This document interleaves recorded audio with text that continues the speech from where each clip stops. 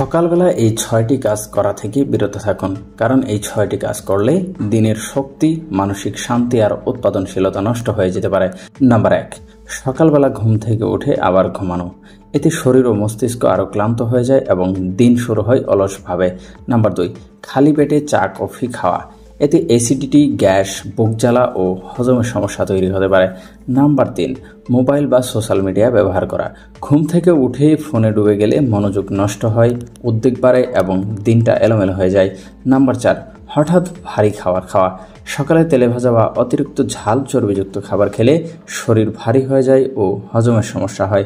Number ৫, রাগ করা বা নেতিবাচক চিন্তা করা। দিনের শুরুতে রাগ, চিন্তা বা হতাশা মানসিক শক্তি নষ্ট করে ফেলে। নাম্বার ৬, সকালে একেবারেই পানি না খাওয়া।